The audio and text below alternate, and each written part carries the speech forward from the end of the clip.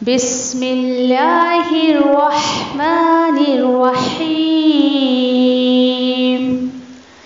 القرآن حیاتی. The Quran is my life, the way to connect with Allah subhanahu wa ta'ala. السلام علیکم ورحمۃ اللہ وبرکاتہ.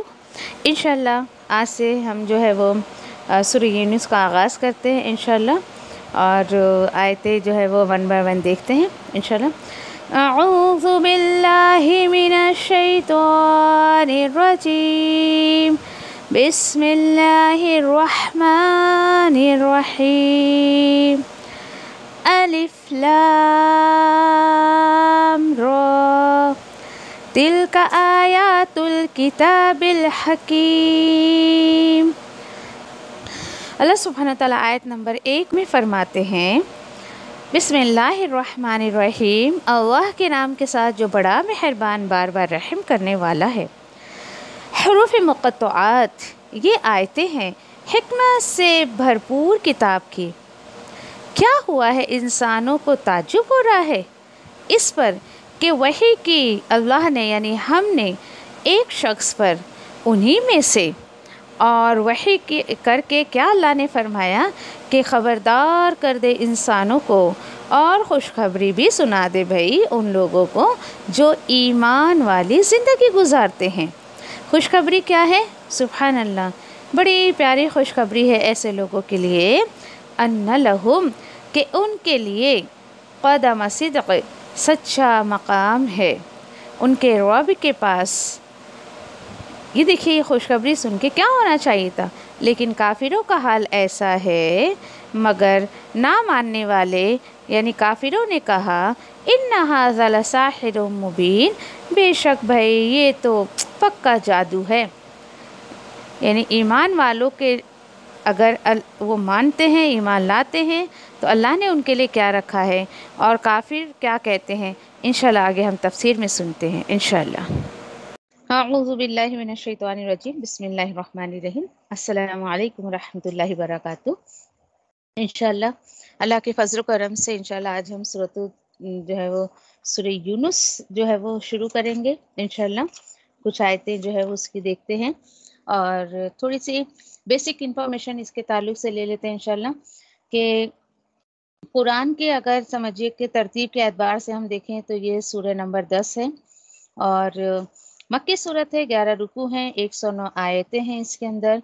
اور انشاءاللہ انٹرو میں ہم نے دیکھا کہ سورہ یونس کا کیا مجاز ہے، تو یہاں پر بھی انشاءاللہ تھوڑا سا ہم بات کریں گے کہ سورہ یونس میں بہت سارے جو اعتراضات کا جواب دیا گیا ہے. جیسے کہ ان لوگوں یعنی مشرکان مکہ جو تھے، انہیں بہت سارے ڈاؤٹس تھے جس کو الحمدللہ آیتوں کے ذریعے اللہ نے کلیئر کیا ہے.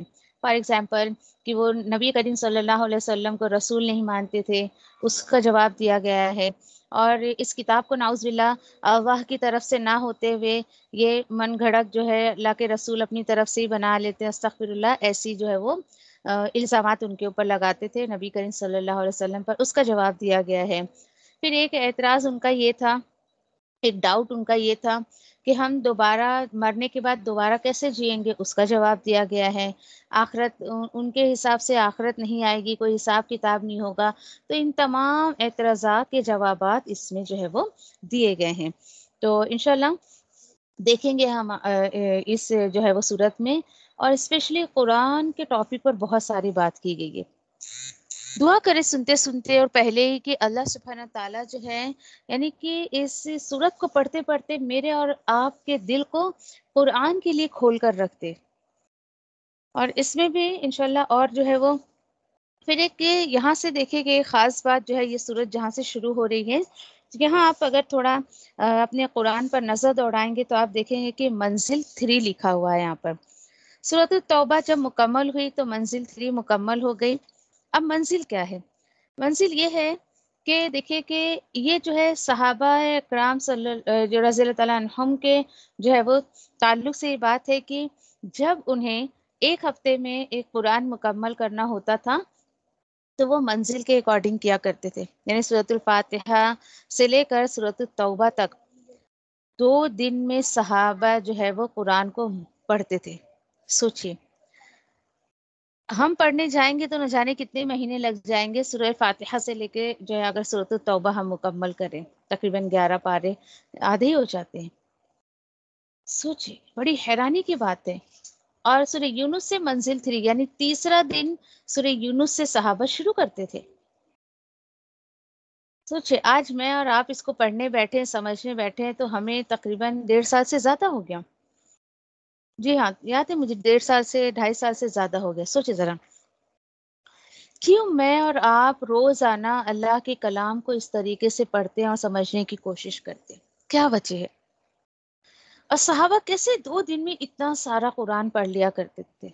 जी हाँ, क्योंकि सहाबा की एक्टिविटीज़ अल्लाह के रास्ते में बहुत ज़्यादा थी।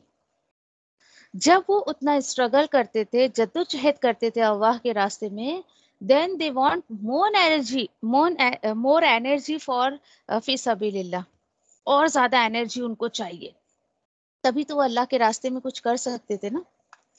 इसी तरीके से आज अगर मुझे और आपको अल्लाह के रास्ते में भाग भाग कर काम करना है, अल्लाह के रास्ते में कुछ करना है, अपनी आखिरत के लिए हमारे पीछे जो है वो कुछ छोड़कर जाना है, तो मुझे और आपको भी इस कुरान के ज़रिए एनर्जी लेनी पड़ेगी, ईमान की एनर्जी लेनी पड़ेगी।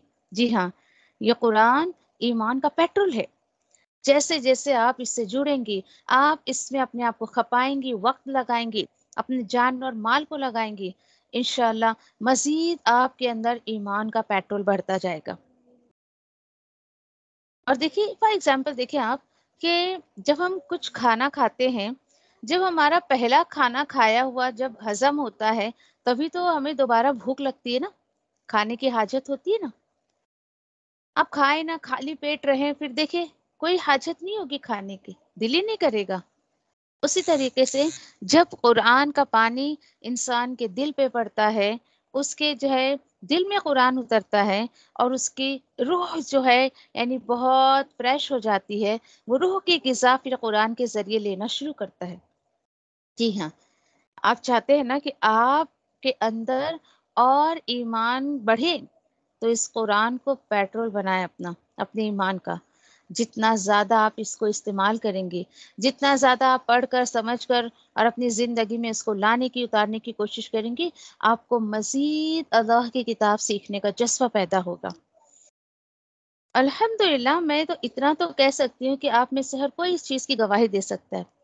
जैसे जैसे हम इसको समझते हैं, पढ़ते हैं, दिन ब दिन हमारी और प्यास बढ़ती जाती है, हमारी भूख बढ़ती जाती है। पहले भी मैं आपसे कह चुकी हूँ कि जब आप कुरान किसी के सामने पेश करें और दीन की दावत दें किसी को, तो पहले उसकी भूख को बढ़ाएँ कि भई तुम कुरान की तरफ आ रहे हो, तो कुरान के ताल्लुक से, अल्लाह के दीन के ताल्लुक से तुम्हारे अंदर कितनी भूख है, इसको लेने की, इसको जो है वो समझने की, उस पर अमल करने की। आज मुझे और आपको ज़रूरत है इस तरीके से लोगों के अंदर इस जज़्बे को पैदा करने के लिए। फिर उसी के साथ-साथ एक बात मैं आपसे और कहूँगी कि देखिए कि सूरत तौबा के कंपैरिज़न में अगर हम देखें, तो ये सूरत बहुत हल्की-फुल्की है। सूरत तौबा में हमने 3 सहाबा की तौबा का ज़िक्र पढ़ा। तो इंशाल्लाह सूरह यूनुस में हम जो है वो यूनुस अलैहिस्सलाम की जो है वो कौम की पक्की और कच्ची तौबा की तरफ जो है अल्लाह ने इशारा किया है, उसको हम पढ़ेंगे इंशाल्लाह। और बज़ाहिर तो ऐसा लग रहा होगा कि भई सूरह यूनुस है, यूनुस अलैहिस्सलाम का बड़ा तफ़सील से कोई वाक़या होगा। जी नहीं, ऐसा कुछ नहीं है। देखिए, Quran is not a story book. इसमें थोड़ी आपको सिस्टमैटिकली सीरियल वाइज़ कोई जो है वो स्टोरी मिलेगी। जी नहीं, ऐसा कुछ नहीं है। बस एक आयत जो है सूरह यूनुस में, एक आयत आपको मिलेगी यूनुस अलैहिस्सलाम के जो है वो कौम का ज़िक्र है, दैट्स इट। बाकी सूरत इतनी ज़बरदस्त है, कुरान के ताल्लुक से आपको बहुत सारी मालूमात इंशाल्लाह सूरह यूनुस में मिलेगी। और कुछ लोगों का ये अकीदा कि भई अल्लाह सुब्हानहू तआला ने दुनिया बना दी और अर्श पर करार पा गए, अर्श पर अल्लाह है, और ये दुनिया चलाने के लिए उसने नाउज़ बिल्लाह कुछ वलियों को मुकर्रर कर दिया। इन तमाम गलत फ़हमियों का जवाब इंशाल्लाह हम इस सूरत में जो है वो देखेंगे। پھر اسی کے ساتھ ساتھ جو ہے وہ یہ صورت اس لیے بھی ہلکی ہے، بڑی ہلکی پھلکی، یعنی کہ دل پر یا دماغ پر اتنا بوجھ نہیں ڈالتی ہے، کیونکہ اس میں اللہ سبحانہ تعالیٰ کی بہت ساری قدرت نشانیوں کی باتیں ہیں، بہت ساری دلیلیں ہیں۔ اور اسی کے ساتھ ساتھ انشاءاللہ چلیے ہم اپنی صورت کی طرف آتے ہیں۔ بسم اللہ الرحمن الرحیم، اللہ کے نام کے ساتھ جو بڑا مہربان بار بار رحم کرنے والا ہے۔ الف لام را، تلک آیات الکتاب الحکیم، اکان للناس عجبا ان اوحینا الی رجل منهم ان انذر الناس وبشر الذین آمنوا ان لهم قدم صدق عند ربهم قال الكافرون ان هذا لساحر مبین۔ یہاں تک دیکھتے ہیں انشاءاللہ۔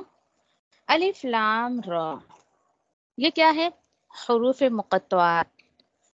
حروف مقطعات پہلے بھی اس پر بات ہو چکی ہے الحمدللہ ہماری۔ حروف مقطعات اس کو کیوں کہا جاتا ہے؟ کیونکہ اسے الگ الگ پڑھی جاتی ہے، اس لیٹر کو الگ الگ پڑھا جاتا ہے، اس لیے اسے حروف مقطعات جو ہے وہ کہتے ہیں۔ یہ مکی صورت کی ایک آپ کہیں کہ یہ ٹائٹل سن کے ہی، دیکھ کر، پڑھ کر ہی جو ہے مکی صورت کا انداز ہمیں جو ہے وہ سمجھ آتا ہے۔ اور ایک اسپیشل بات اس حروف مقطعات کی کہ ہمیشہ اس حروف مقطعات کے بعد جو ہے وہ آپ کو یہاں پہ دیکھنے ملے گا کہ یا تو قرآن کی بات آئے گی یا تو اللہ سبحانہ تعالیٰ کی کوئی صفت کا یہاں پر جو ہے وہ تذکرہ ہوگا۔ تو یہاں پر دیکھتے ہیں اس حروف مقطعات کی بات کیا ہے، انشاءاللہ دیکھتے ہیں کہ تلک آیات الکتاب الحکیم، یہ آیتیں ہیں حکمت سے بھرپور کتاب کی۔ جی ہیں، اس میں کوئی شک نہیں ہے۔ دیکھیے اب ذرا آپ اب یہاں پر دیکھیں کہ اللہ سبحانہ تعالیٰ بتا رہے ہیں کہ یہاں پر کتاب کی بات آئی ہے۔ کتاب، الکتاب بھی قرآن کا ایک نام ہے، اور واقعی اس میں کوئی شک نہیں ہے کہ یہ حکمت سے بھری ہوئی ہے۔ انسان کے اندر حکمت آتی ہی تب ہے جب وہ اللہ کے کلام کو سمجھنے لگتا ہے، اور اس کو حکمت آتی ہے، وزڈم آتا ہے، صحیح غلط میں اسے تمیز کرنے کا ایک فرق سمجھ آتا ہے، اسے سمجھ آتا ہے کہ حق کیا ہے، باطل کیا ہے۔ اسی کے ساتھ ساتھ آپ دیکھیں کہ حکیم کا اگر آپ روٹ لیٹر نکالیں، ہا، کاف اور میم ہے، اسی سے حکمت نکلا ہے، اسی سے حکیم نکلا ہے، اسی سے جو ہے حاکم نکلا ہے، یعنی آپ اس ایک روٹ لیٹر سے بہت سارے، اسی سے حکومت نکلا ہے۔ اور بہت ہی صحیح بات ہے، دیکھیے کہ اگر کسی کو کسی پر حکومت کرنی ہے تو اسے اللہ کی کتاب سمجھنا بہت ضروری ہے، اس میں جو ہے وہ حکمت سے بھرپور ہے۔ اور اسی کے ساتھ ساتھ آپ دیکھیں اگر کہ حکیم، جیسے کہ ڈاکٹر کو بھی کہا جاتا ہے، حکیم کہا جاتا ہے نا ڈاکٹر کو، تو جی ہاں، یہ بھی بہت امپورٹنٹ بات ہے کہ حکیم، جیسے کہ اس میں دیکھیں کہ آپ ڈاکٹر ہوتا ہے اور وہ اس میں آپ کو اس کے پاس جاتے ہو، اپنے مرض آپ اس کو بتاتے ہو تو وہ آپ کو شفا ہونے کے لیے دوائیاں وغیرہ دیتا ہے۔ جی ہاں، اسی طریقے سے اس کتاب میں بھی انشاءاللہ آیت آئے گی، آگے ہم دیکھیں گے کہ اس میں جو ہے شفاء الناس ہے، اللہ نے اس قرآن میں شفا رکھ دی ہے، اس میں دلوں کی بیماریوں کا علاج ہے۔ بات آئی سمجھیں؟ پھر اسی کے ساتھ ساتھ آپ دیکھیں کہ واقعی انسان جب قرآن کو سمجھنے لگتا ہے تو اس کی ظاہری بھی بہت ساری بیماریاں اللہ کے حکم سے ختم ہو جاتی ہیں، اور باطنی بھی۔ ظاہری بیماریاں تو ہمیں سمجھ آتی ہے، باطنی بیماری کا، اسپیشلی باطنی یعنی کہ چھپی ہوئی ہماری انٹرنلی جو ہمارے ڈیزیز ہوتے ہیں، کسی کے لیے ناراضگی، غصہ، نفرت، غم اور کہ پریشانیاں، ان تمام چیزوں کا علاج اللہ سبحانہ تعالیٰ نے اس قرآن میں رکھ دیا ہے۔ ایک بات آپ نوٹ اگر آپ نے کیا ہو، الحمدللہ یہ ہم 11ویں پارے کے اختتام پر چل رہے ہیں، کہ جب کبھی بھی قرآن کی بات آتی ہے نا تو آپ کو یہ الفاظ ضرور ملیں گے۔ فار ایگزامپل مرضون آپ کہہ دیں، بیمار کہہ دیں، یا شفا کہہ دیں، ایسے الفاظ آتے ہیں۔ کبھی بھی آپ قرآن کا یہ انداز نہیں دیکھو گے کہ کہیں پر الجھنوں کا لفظ آیا ہو کہ بھئی یہ قرآن نعوذ باللہ الجھنیں پیدا کرتی ہیں، الجھنوں میں ڈال دیتی ہیں، الجھنوں کا اس کے اندر علاج ہے. نو نتھنگ. اس طریقے کے الفاظ آپ کو بالکل بھی نہیں آئے گی، کبھی آپ نہیں پڑھو گے. پھر ایک بات نوٹ کریں آپ کہ دیکھیے کہ جب یہ آیت آتی ہے نا کہ ہاں بھائی اس میں جو ہے بیماری کی شفا ہے، یعنی جب آپ لوگوں کو ایسا کہنے جاؤ قرآن میں بیماریوں کی شفا ہے، تو لوگ کہتے ہیں اچھا اس میں جو ہے پوچھتے ہیں وہ لوگ اچھا اس میں شفا ہے، تو اچھا ٹھیک ہے پھر اس طریقے کی بیتوکی باتیں کرتے ہیں. اچھا ٹھیک ہے بتائے، جیسے فار ایگزامپل کسی کا بچہ گھر سے بھاگ گیا ہے، کسی میں بڑی نااتفاقی ہو گئی ہے، کسی میں سمجھیے کہ لڑائی جھگڑا ہو گیا ہے، ہسبینڈ وائف جو ہے وہ کہتے ہیں نا کہ وائف اپنے قابو میں ہسبینڈ کو نہیں کر پا رہی ہے، یا پھر بہو اپنے ساس کو قابو میں نہیں کر پا رہی ہے، یا اس طریقے کی باتیں اس طریقے کی جب آتی ہے تو کہتا ہے اچھا ٹھیک ہے پھر بتائیں مجھے کوئی آیت بتا دے، میرا بچہ گھر سے بھاگ گیا ہے، میں وہ کون سی آیت کا وظیفہ کروں کہ میرا بچہ گھر آ جائے، وہ کون سا وظیفہ کروں کہ شوہر میرے قابو میں آ جائے اور میرا موٹاپا کم ہو جائے اور یہ ہو جائے اور وہ ہو جائے. کیونکہ آج بہت سارے کہ ایسے میں نے کلپس دیکھے ہیں کہ جن میں نعوذ باللہ قرآن کو اس مقصد کے لیے استعمال کیا جا رہا ہے. سوچے ذرا. پھر لوگ کہتے ہیں اچھا اچھا ٹھیک ہے بھائی اس میں شفا ہے تو بتائیں ہمارے پرابلم کا حل کس آیت سے ہم کو ملے گا. تو be careful and point to be noted کہ دیکھیے بیماری اور پرابلم میں فرق ہے. لوگ اس چیز کو کیوں نہیں سمجھ پاتے ہیں؟ ابھی میں آپ کو سمجھاتی ہوں. دیکھیے کہ بیماری اور پرابلم میں فرق کیا ہے. فار ایگزامپل دیکھیے کہ اگر کوئی بندہ بیمار ہے، کچھ بھی تکلیف ہے اس کو، تو اس کے پیچھے 2-3 باتیں جو ہے اس بیمار کے لیے ہونی چاہیے. فرسٹ تھنگ اس کی بیمار تو پہلے خود کو بیمار فیل کرے کہ ہاں بھائی میں بیمار ہوں. ٹھیک ہے. دوسری چیز یہ کہ بیمار خود جب تک ڈاکٹر کے پاس نہیں جائے گا علاج کے لیے، کوئی اس کا نہیں کچھ کر سکتا ہے. اب جو بیمار ہے وہ خود ہی ڈاکٹر کے پاس نہیں جا رہا ہے تو ڈاکٹر کیا کرے گا؟ چلو ڈاکٹر آ بھی گیا اس کے پاس تو بیمار کہے گا نہیں بھائی میں تو بیمار نہیں ہوں. تو مین تھنگ کہ بیمار کو خود بھی فیل ہونا چاہیے کہ میں بیمار ہوں، اینڈ جب تک وہ خود سے جا کر ڈاکٹر کے پاس دوا نہیں لائے گا، اس کو نہیں کھائے گا، جب تک وہ اچھا نہیں ہو پائے گا. یعنی آل اوور بیماری جو ہے وہ بیمار کے اوپر آ کر اس کو فیل بھی ہونا چاہیے اور طریقے کی بات ہے. ٹھیک ہے چلیں. ہاں امید ہے کہ آپ کو بات سمجھ آئی ہوگی. اس کو خود احساس ہونا چاہیے، دوا بھی خود کھانا چاہیے، تبھی تو وہ صحیح ہوگا نا. ٹھیک ہے. اسی طریقے سے اب دوسری چیز کیا ہے؟ پرابلم. اب دیکھیے فار ایگزامپل کہ آپ کے گھر میں کچھ پرابلم ہو گئی ہے، کہ سمجھو پانی نہیں آیا ہے آپ کے گھر میں، یہ پرابلم ہو گئی، آپ کو الیکٹریسٹی بل بھرنا ہے، کچھ ایسا پرابلم ہے، بازار سے آپ کو کچھ منگانا ہے، اٹس یور پرابلم. ٹھیک ہے. تو بھائی یہ ایسے مسئلے ہیں، یہ ایسا پرابلم ہے کہ آپ کسی سے بھی اس کو سالو کروا سکتے ہیں. بھائی لو میرا آپ الیکٹریسٹی بل بھر دو، میں پانی کا میں کہیں سے ارینجمنٹ کر سکتی ہوں. تو لوگ پرابلم اور بیماری میں فرق محسوس نہیں کرتے. اسی طریقے سے دیکھیے کہ جب تک ایک بندہ خود یہ احساس نہیں کرے گا کہ بھائی یہ قرآن جو ہے مجھے شفا دیتی ہے، جب تک میں اس کو پڑھوں گی نہیں، سمجھوں گی نہیں، اس کو اپنی زندگی میں نہیں لاؤں گی، کیسے آپ کو شفا ملے گی؟ بس دور دور سے لوگ اس کا وظیفہ کرتے رہتے ہیں، اور اللہ کی پناہ کہ وظیفہ بھی ایسا بے تکا کرتے ہیں کہ ہنسی آتی ہے لوگوں پر. جیسے ایک میں نے بتایا تھا کہ کوئی بیچارہ موٹا تھا، اس کو وظیفے کے طور پہ ایک آیت دی گئی سورۃ التوبہ کی، جو میں نے آپ نے پڑھی ہے، آئی تھنک آیت نمبر 39 ہے، کہ جس میں اللہ سبحانہ تعالیٰ نے 38 تقریباً، کہ جس میں جو ہے وہ سورہ غار کی بات کی ہے اللہ نے، کہ اللہ کے رسول صلی اللہ علیہ وسلم اور ابو بکر صدیق رضی اللہ تعالیٰ عنہ میں ہیں، اور آپ صلی اللہ علیہ وسلم کہہ رہے ہیں کہ غم نہ کرو اللہ ہمارے ساتھ ہے. وہ آیت تقریباً 38 ہے وہ آیت. اب آپ سوچیں ذرا، آپ سوچیں اس آیت کو موٹاپا کم کرنے کے لیے کہاں سے کوئی لنک ہوتا ہے کیا؟ نتھنگ. سینس نہیں ہے لوگوں کو. اٹھے سٹے کچھ بھی وظیفے کے طور پر. تو قرآن تو بھائی اس مقصد کے لیے نہیں اتارا گیا. کیسے لوگوں کی دلوں کی شفا اس کے اندر آئے گی؟ جب انسان اس کو اپنے دل میں اتارے گا، پڑھے گا.